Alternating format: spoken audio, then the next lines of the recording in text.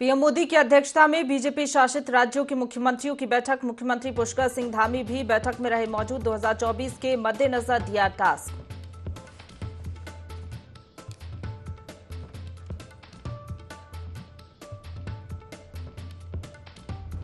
आज से वंदे भारत एक्सप्रेस का संचालन शुरू। सुबह 7 बजे देहरादून से दिल्ली के लिए हुई रवाना। कई ट्रेनों का बदला समय।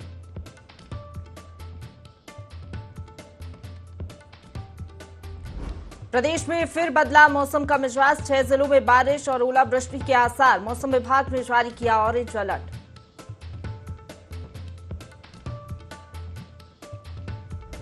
देहरादून पुलिस को मिली बड़ी सफलता। ठक ठक गिरोह के 3 बदमाश गिरफ्तार। ट्रैफिक सिग्नल पर लूटपाट को अंजाम देने में माहिर।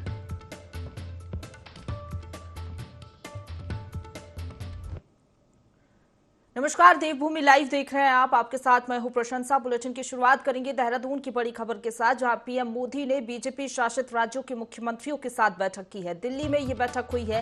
सीएम धामी भी बैठक में मौजूद रहे। 2024 लोकसभा चुनाव के मद्देनजर टास्क दिया गया है। देहरादून लौटकर सीएम अन्य नेताओं के साथ रणनीति बनाएंगे।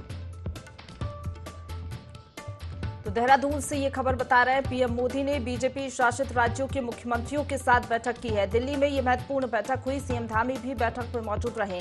बता दें आपको, 2024 लोकसभा चुनाव के मद्देनजर टास्क दिया गया है। देहरादून लौटकर सीएम अन्य नेताओं के साथ रणनीति बनाएंगे। खबर पर ज्यादा जानकारी लेंगे। हमारे साथ संवाददाता विनय फोन लाइन पर बने हुए हैं। विनय, क्या कुछ टास्क दिए गए होंगे, क्योंकि 2024 के लोकसभा चुनाव के मद्देनजर काफी ज्यादा महत्वपूर्ण थी उत्तराखंड के लिहाज से ये बैठक? जी बिल्कुल, देखिए जिस तरीके से यहाँ पर अगर बात की जाए तो जो प्रदेश के मुख्यमंत्री हैं वो भी इस बैठक के दौरान जो है वहाँ पर मौजूद थे। और साथ ही साथ यहाँ पर देखा जाए तो 2024 में जो लोकसभा चुनाव होने हैं उसमें किस तरीके से जो है कार्य किया जाना है, किस तरीके से जो है जनता के बीच में जाना है, उन तमाम सारी चीजों को देखते हुए जो है यहाँ पर प्रदेश के जो मुख्यमंत्री हैं पुष्कर सिंह धामी, वो अब जो है इसको लेकर रणनीति यहाँ पर तैयार करने वाले हैं। जी, और क्या कुछ निर्देश दिए गए होंगे, कोई ऐसी जानकारी मिल पा रही है? जी बिल्कुल, देखिए निर्देश की अगर बात करें तो जो निर्देश यहाँ पर जितने भी बीजेपी शासित राज्यों के जो मुख्यमंत्री हैं वो उस बैठक में शामिल हुए थे। और सभी को देखा जाए तो यहाँ पर निर्देश दिए गए हैं कि 2024 में किस तरीके से जो है कार्य करना है और जनता के बीच में किस तरीके से जाना है, क्योंकि जो लोकसभा के जो चुनाव है उसको लेकर के जो है तमाम जो पार्टियां हैं वो भी यहाँ पर तैयारियां कर रही हैं। साथ ही साथ बीजेपी की अगर बात करें तो बीजेपी पूरी तरीके से जो है यहाँ पर मुस्तैदी के साथ में यहाँ पर काम करती हुई नजर आ रही है। सरकार की बात करें तो सरकार इस सभी मुद्दों को लेकर के जो है जनता के बीच में जाएगी और किस तरीके से जो है अपनी जीत यहाँ पर 2024 के जो चुनाव होने हैं उसमें दर्ज करानी है, इस पर भी जो है यहाँ पर चर्चा की गई है। जी शुक्रिया आपका हमारे साथ जुड़ने के लिए और तमाम जानकारी हम तक पहुंचाने के लिए विनय।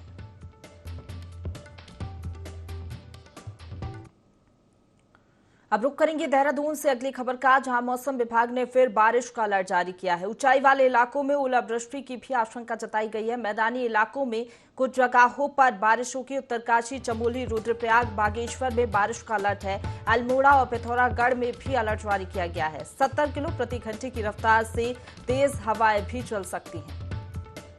तो देहरादून से ये खबर बता रहे हैं, मौसम विभाग ने फिर बारिश का अलर्ट जारी किया है। एक बार फिर से मौसम का बदलता रुख नजर आएगा। ऊंचाई वाले इलाकों में ओलावृष्टि की आशंका भी मौसम विभाग ने जताई है। साथ ही आपको बता दें कि मैदानी इलाकों में कुछ जगहों पर बारिश होगी। उत्तरकाशी, चमोली, रुद्रप्रयाग, बागेश्वर में बारिश का अलर्ट जारी किया गया है।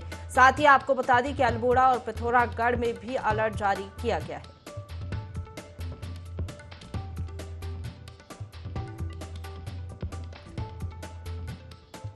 उत्तराखंड में बारिश का अलर्ट जारी किया गया है। मौसम विभाग ने यह अलर्ट जारी किया है। ऊंचाई वाले इलाकों में ओलावृष्टि की भी आशंका जताई गई है। मैदानी इलाकों में कुछ जगहों पर बारिश का अलर्ट है।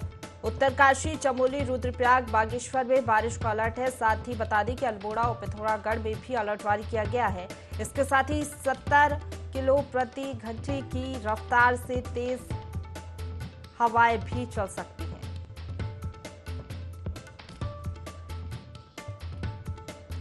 तो 70 किलोमीटर प्रति घंटे की रफ्तार से तेज हवाएं भी चल सकती हैं। मौसम विभाग ने बारिश का अलर्ट जारी किया है। ऊंचाई वाले इलाकों में ओलावृष्टि की भी आशंका है। मैदानी इलाकों में कुछ जगहों पर बारिश होगी। उत्तरकाशी, चमोली, रुद्रप्रयाग, बागेश्वर में बारिश का अलर्ट जारी किया गया है।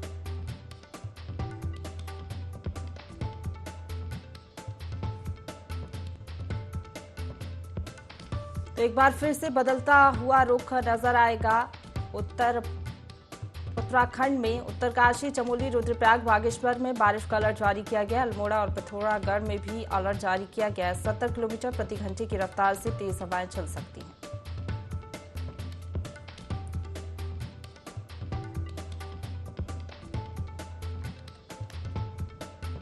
तो चारधाम यात्रा भी चल रही हैं उत्तराखंड में। ऐसे में चारधाम यात्राओं में भी ये बाधा बन रही है बारिश और ओलावृष्टि। मौसम विभाग ने एक बार फिर से बारिश का अलर्ट जारी किया है। ऊंचाई वाले इलाकों में ओलावृष्टि की भी आशंका है।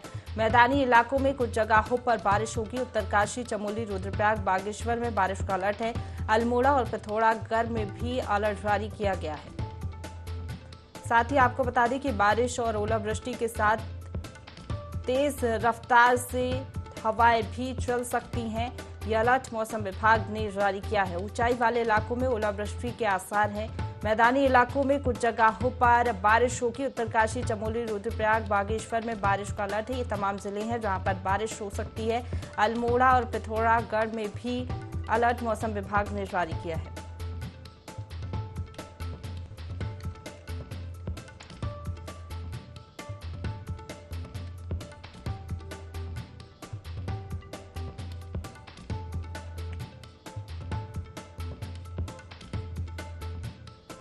तो अल्मोड़ा और पिथौरागढ़ में बारिश का अलर्ट जारी किया गया। ओलावृष्टि के भी आसार है। मौसम विभाग ने ऐसी संभावना जताई है।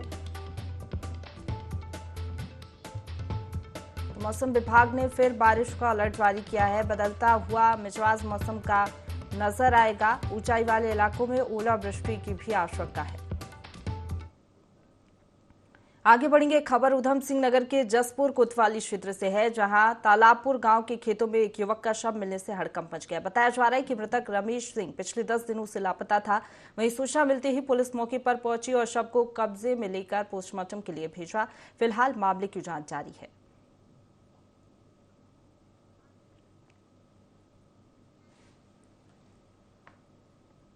रुक करेंगे अगली खबर का, जहां हरिद्वार के हरि सेवा आश्रम में संत समागम का आयोजन किया गया, जिसमें उत्तराखंड के पूर्व मुख्यमंत्री हरीश रावत, पूर्व केंद्रीय मंत्री और हरिद्वार सांसद समेत कई लोग मौजूद रहे। संत समागम में सनातन धर्म के प्रचार प्रसार को लेकर चर्चा की गई। इस दौरान डॉक्टर रमेश पोखरियाल निशंक ने कहा कि संतों की नगरी हरिद्वार पूरे विश्व की आध्यात्मिक राजधानी है, इसलिए भाजपा सरकार के राज में यहाँ का तेजी से विकास हो रहा है। इसके साथ ही सांसद ने विपक्षी दलों पर निशाना साधा और कहा कि देश में विपक्ष कहीं बचा नहीं है। छिटपुट दल इकट्ठा होकर उल्टी सीधी बयानबाजी करते हैं। संत समाज का हरि आश्रम में एक समागम है, तो मैं अपने सभी आदरणीय संतों जो नक्षत्र हैं हमारे अध्यात्म के, मैं ये समझता हूँ कि हरिद्वार संतों की नगरी है और पूरे विश्व की आध्यात्म की राजधानी है। ये देश आध्यात्म की दृष्टि से पूरे विश्व में राज करता है। आगे बढ़ेंगे। सितारगंज क्षेत्र के शक्ति फार्म में सितारगंज विधायक और कैबिनेट मंत्री सौरभ बहुगुणा ने 1 करोड़ 52 लाख की लागत से बनने वाले स्मृति बंग भवन का पूजा अर्चना कर शिलान्यास किया। कैबिनेट मंत्री सौरभ बहुगुणा ने बताया कि शक्ति फॉर्म की जनता को काफी लंबे समय से बंग भवन की जरूरत थी, जिसके बाद शक्तिगढ़ नगर पंचायत के पूर्व चेयरमैन दिवंगत सुकांत ब्रह्मा को समर्पित स्मृति भवन का शिलान्यास किया गया है। साथ ही बताया कि स्मृति बंग भवन से शक्ति फॉर्म के लोगों को लाभ मिलेगा, जिसमें गरीब लोग अपने अनेक कार्यक्रम कर सकेंगे।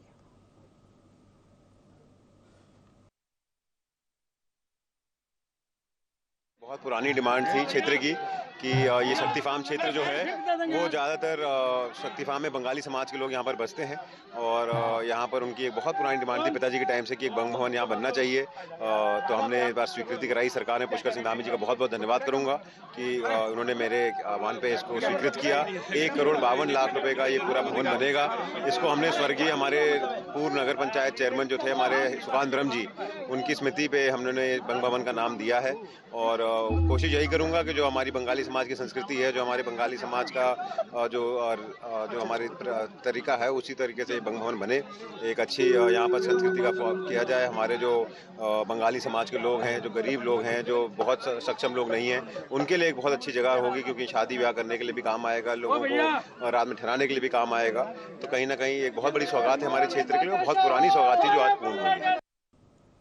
रुक करेंगे अगली खबर का, जहां बीते दिनों थराली मोटर पुल धंसने से यातायात बंद कर दिया गया था, लेकिन अब लोक निर्माण विभाग ने धंसे भाग को हल्के चौपहिया वाहनों के लिए खोल दिया है। पुल से एक बार में एक ही वाहन गुजर सकेगा, इसके लिए मोटर पुल पर पुलिस की ड्यूटी भी लगाई गई है। लोक निर्माण विभाग के अधिशासी अभियंता सुदर्शन सिंह रावत ने कहा कि मोटर पुल पर 5 टन भार क्षमता के साथ छोटे वाहनों का आवागमन बिल्कुल सुरक्षित रहेगा और यदि वाहनों की आवाजाही से पुल के क्षतिग्रस्त होने की संभावना बढ़ी तो फिर से छोटे वाहनों की आवाजाही को भी प्रतिबंधित कर दिया जाएगा। वेयरिंग कोड क्या वो आरसीसी ही जो है इसमें क्रैकपन हो गए हैं, तो सुरक्षा की दृष्टि से ये बंद कर दिया गया था। तो इसकी व्यवस्था जो है अभिनव विभाग से जो है हमने की है और पांडुकेश्वर से ये प्लेटें हमको मिली हैं, कल ये लाई गई है और आज जो है इसको यातायात हेतु जो है 5 टन तक के वाहन, हल्के वाहन के लिए जो है इसको ओपन कर दिया गया है और ये फिलहाल सुरक्षित है 5 टन तक के लिए। आगे बढ़ेंगे, खबर विकासनगर से है, जहां कालसी वन प्रभाग की टिमली रेंज में इन दिनों जंगली जानवरों ने जमकर तांडव मचाया हुआ है। गुलदार लोगों के जानवरों को निशाना बना रहा है, तो वहीं अब हाथियों ने अपना तांडव मचाना शुरू कर दिया है। जंगली हाथी अब जंगल से निकलकर सड़कों और किसानों की खेतों में जमकर तांडव मचा रहे हैं। वीडियो में ही आप देख सकते हैं कैसे एक विशालकाय हाथी धर्मावाला चौक के पास सड़क पर घंटों तक खड़ा रहा, उसके बाद कैसे किसानों की फसलों को रौंदता हुआ नजर आ रहा है। लेकिन वन विभाग के कर्मचारी इस हाथी को हटाने के लिए नहीं पहुंचे। ऐसे में ये हाथी किसी वाहन को भी नुकसान पहुंचा सकता है। विकासनगर की कालसी में जंगली जानवर बस्तियों तक पहुंच रहे हैं और इससे लोग दहशत में हैं। चौहटपुर और टिमली रेंज में इन दिनों जंगली जानवरों की दहशत है। पिछले 4 साल के बच्चे को आपको बता दें कि कुछ दिनों पहले शंकरपुर गांव में अपना निवाला गुलदार ने बनाया था। इसके बाद भी इलाके में जंगली जानवरों की चहलकदमी बनी हुई है। इसका एक वीडियो भी सामने आया है जिसमें गुलदार और बाघ खुलेआम घूम रहे हैं। हालांकि वन विभाग इस वीडियो को कहीं और का बता रहा है।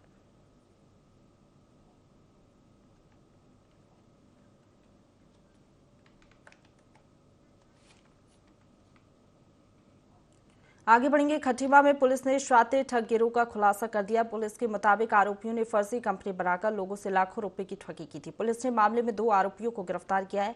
आरोपियों पर ठगी की धाराओं में मामला दर्ज करके कार्रवाई शुरू कर दी गई है।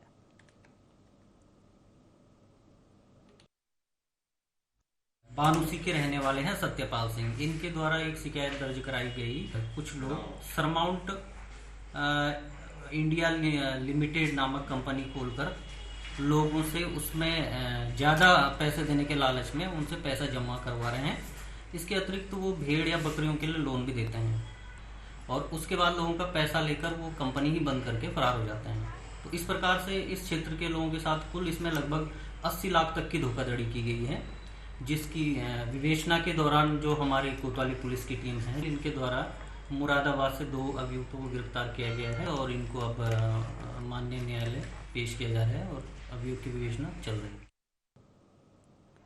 आगे बढ़ेंगे, उधम सिंह नगर के जसपुर में मुस्लिम समाज ने एक ऐसा अफगानी फरमान जारी कर दिया है जिसमें महिलाओं पर कई प्रतिबंध लगाए गए हैं। महिलाओं की आजादी, उनके अधिकार पर सीधा प्रहार किया गया है। समुदाय विशेष ने 28 बिंदुओं का ये फरमान जारी किया है। इसमें क्या कुछ है, महिलाओं पर पाबंदियां, देखिए रिपोर्ट। आजादी के 75 साल में बुलंदियों को छूती महिलाओं की गाथा पढ़ी जा रही है। हर क्षेत्र में उनकी सफलता नजर आती है। उनके वर्चस्व का दौर चल रहा है। वहीं आज भी कुछ समुदाय ऐसे हैं जो महिलाओं को बंद कमरे में कैद रखना चाहते हैं, पिंजरे में बंद पंछी की तरह बनाए रखना चाहते हैं। जसपुर में मुस्लिम समाज ने ऐसा ही फरमान जारी किया है। शादी समारोह में महिलाओं और युवतियों पर कई प्रतिबंध लगा दिए गए हैं। दूल्हे और उसके साथियों के स्वागत पर मनाही, खड़े होकर खाना खाने पर रोक लगा दी गई है। मैरिज हॉल में बुर्का अनिवार्य, तो वहीं मोबाइल फोन के इस्तेमाल पर भी प्रतिबंध। ये कुछ ऐसे नियम हैं जिन्हें मुस्लिम महिलाओं को पालन करना होगा। समुदाय विशेष का ये फरमान सीधे महिलाओं की आजादी छीन रहा है। उनके अधिकारों का हनन किया जा रहा है। फरमान में लिखा है कि कुछ स्कूल और कॉलेज ऐसे हैं जहां मुस्लिम लड़कियों के खिलाफ साजिश की जाती हो, ऐसे स्कूलों में प्रवेश न दिया जाए। वहीं सदर मौलाना साजिद रजा ने इस अफगानी फरमान का समर्थन किया है। उनके मुताबिक ये समाज की बुराइयां हैं जिन्हें खत्म किया जाना चाहिए। शादी समारोह में कुछ लड़के शरारती होते हैं जो महिलाओं के साथ छेड़खानी करते हैं, इसलिए ये नियम बनाए गए हैं। मोबाइल पर लगे प्रतिबंध को भी सदर मौलाना साजिद रजा ने कहीं न कहीं सही ठहराया। उसका लाभ ये मिलेगा, हमारा जो मुआशरे में हालात ख़राब हो रहे हैं हर चीज़ को लेकर, मैं तो ये कहता हूँ हर समाज से बुराइयां ख़त्म की जाएं कि लड़कियों द्वारा लड़कों का स्वागत होता है और कुछ लड़के ऐसे होते हैं उसी में जो हमारी माँ बहन बेटियों को गलत नज़र से देखते हैं। तो हम चाहते हैं कि मुआशरे से ये स्वागत नाम की चीज़ ख़त्म की जाए ताकि हमारी माँ बहनें महफूज रहें और हमें अपनी लड़कियों और बेटियों को घर की जीनत बनाना है। अगर इन तमाम बिंदुओं को माना जाएगा तो आप देखेंगे मुआशरे में सुधार भी आएगा और जो मुआशरे में सुधार पैदा होगा तो इसी का नाम तरक्की है। अब ये मामला राज्य महिला आयोग तक पहुंच गया है, जिसकी उपाध्यक्ष सायरा बानो ने इसका संज्ञान लिया। उन्होंने इसे महिलाओं के अधिकारों का हनन बताया और कहा कि वे तुगलकी फरमान के खिलाफ महिला आयोग जाएंगी और महिला हितों के पक्ष में आवाज उठाएंगी। तुगलकी फरमान जारी किया मौलवियों द्वारा, उसमें जो है महिलाओं के लिए बहुत ही बंदिश लगाई गई है।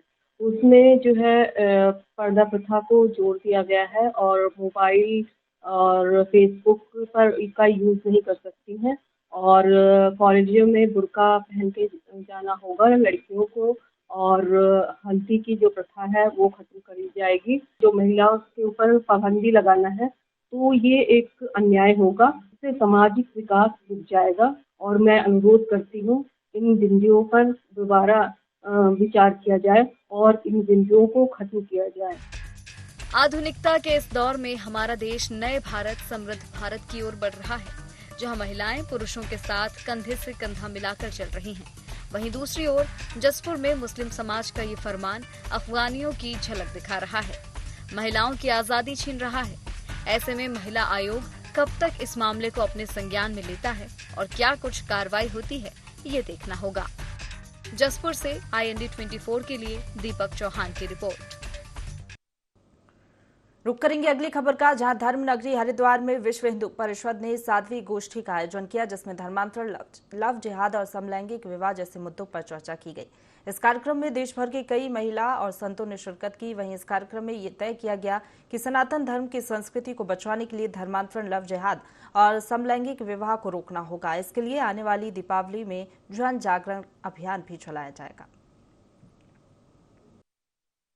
धर्मांतरण जैसा विषय है और समलैंगिक विवाह का जो है विषय है, इन सब विषयों को धर्म के द्वारा या शास्त्र के द्वारा क्या अनुमति प्राप्त है, किस तरह से हम शास्त्र और संत समाज उसको कैसे हम समाप्त कर सकते हैं, इन विषयों पर चर्चा। हमने अभी संकल्प लिया है, जितने भारतवर्ष के वरिष्ठ संत और साध्वियां हैं वो सब दीपावली के 15 दिन पहले और 15 दिन के बाद अपना पूरा समय देंगे, गांव-गांव जा करके, नगर-नगर जा करके लोगों में जनजागृति करेंगे और इस तरह के विषयों का बहिष्कार करने का उनको संकल्प करवाएंगे। पर हिंदू संस्कृति पर जो कुठाराघात हो रहा है उस पर विशेष साध्वियों की बैठक है और साध्वियाँ उस पर चिंतन करें, क्योंकि साध्वियाँ धर्मगुरु है।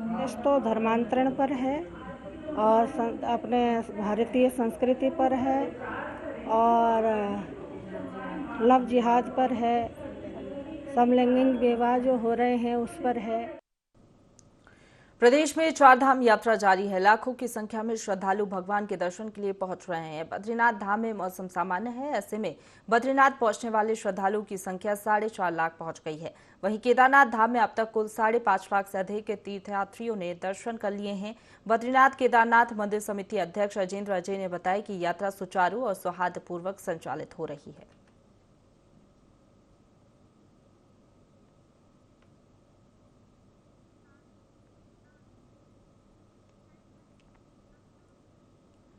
चारधाम यात्रा इस बार जोरों शोरों से चल रही है। भक्त दूर दूर से आकर चार धाम के दर्शन कर रहे हैं। इसी के तहत इस बार गंगोत्री और यमुनोत्री धाम में रिकॉर्ड तोड़ यात्री दर्शन करने के लिए पहुंच रहे हैं।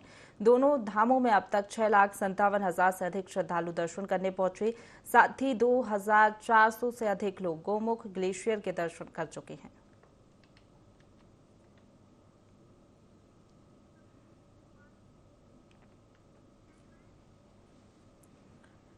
रुक करेंगे अगली खबर का, जहां कोटद्वार में बहने वाली नदियों की हालत गंदगी के चलते दिन व दिन बिगड़ती जा रही है, जिससे प्रदूषण बढ़ता जा रहा है। साथ ही कई बीमारियां भी पैदा हो रही है। इसको गंभीरता से लेते हुए विधानसभा अध्यक्ष रितु खंजूरी ने मालिनी नदी में क्लीन कोटद्वार मिशन के तहत सफाई अभियान चलाया, जिसमें एनजीओ समेत स्कूली बच्चों ने भी हिस्सा लिया। वहीं विधानसभा अध्यक्ष रितु खंजूरी ने कहा कि अभियान आगे भी चलाया जाएगा, जिसमें सरकारी अधिकारियों समेत अन्य लोगों को भी सफाई के लिए बुलाया जाएगा।